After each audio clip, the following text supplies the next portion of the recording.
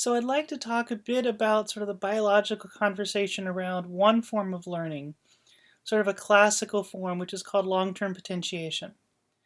This sort of construct was one of the very first sort of biological measurements to really show that you can have biological signals, basically real neurons and action potentials, actually have an impact in terms of changing the synaptic strength.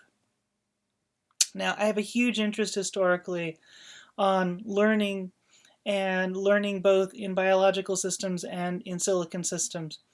And it's really important to get a sense of what are the models and the mechanisms that are actually going on in terms of a lot of these structures. And it really does say, well, what do we got in terms of synapses, understanding concepts of spines and dendrites and all of these various pieces and kind of what goes on there.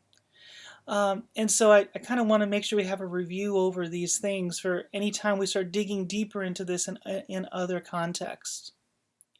Now, the thing to understand is that long-term potentiation is this very key measurement originally demonstrated in '73. Bliss and Lomo did this original work where you started off with having synapses where you said, I could tell there was a particular strength. You would basically have an action potential, and you would and what you would notice is you would have a particular response to it. It'd have a particular strength, have a particular postsynaptic potential size.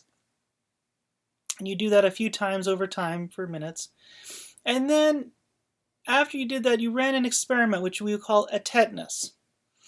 Now, that's a very nice term for saying, oh, look, we put a huge amount of input into the cell and over-shocked the cell with a huge amount of input. Now, more than likely, most of that input was actually trying to overcome all the inhibitory homeostasis mechanisms to create this. Since '73, nearly 50 years ago now, a lot more has been understood on the mechanisms, but this was the initial idea was, let me do this such that I have a very high tetanus. And what they noticed was after doing that, was that the synaptic structure right afterwards changed in terms of its overall size. And that was interesting. They went a couple more minutes, 10 minutes, and they realized it did drop. And then it's a question of what happened. But after that, it stayed, and it stayed pretty much at the length of the experiment. If you've looked at biological experiments, you realize that eventually things just do die. But from the life of the experiment of which they had confidence, it stayed. And this sort of conversation was called long-term potentiation. Why? Because the synapse was potentiated. It was increased in size as a result of what was going on. Okay, and so then you might ask yourself, well, how did I get to this point? How does it kind of work? And how do these various pieces work in terms of the overall behavior? And much of this actually did not get figured out for at least a good 20 or so years after this measurement. So it took some time to actually be able to piece all this together.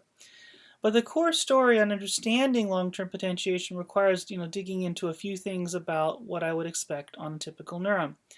Now, we're going to be centering in the region of, I have an axon as an input, so this is coming from some other cell. And this is eventually going to happen onto a piece of dendritic cable. That dendritic cable then would connect into another soma, and therefore probably could have the ability to spike or not. So just to kind of get one oriented to where we're going to look at this. And this whole region is then looking at what is typically the synaptic questions. Now, often a lot of these measurements, particularly say if you're in pyramidal cells and other places, you'll actually find that the region for a synapse actually sort of juts out a little bit from the dendrite. Does not have to do this, doesn't always happen, but it does happen a decent enough time that it's worth stating. That you have something often called a spine for the synaptic structure. There's a spine neck that actually is sort of a spatially and both spatially, so therefore electrically and chemically sort of constrained space that you might have.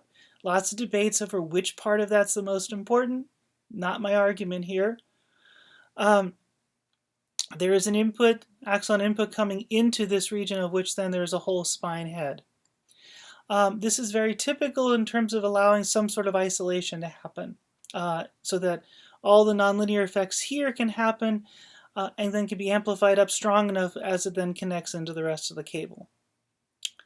So what typically happens upon, if something fires, so imagine I have something that with an action potential coming down, it eventually reaches down to this edge of the synapse, reaches down to the spine head. We typically talk about the synapse as being this region sort of very locally in the spine head.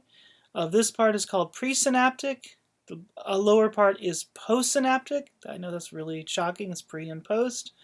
And then there's sort of the fluid in between, which is usually very small. We're talking usually a few nanometers in size between them. And so when an action potential comes through, there's a whole bunch of synaptic vesicles, pieces of sort of chemical neurotransmitter that will be released on that. So something might release upon that. And when it does, it will then travel and transport across this fluid. And it'll turn out that there's channels on the other end, typically calcium channels, that will then be sensitive to this chemical release.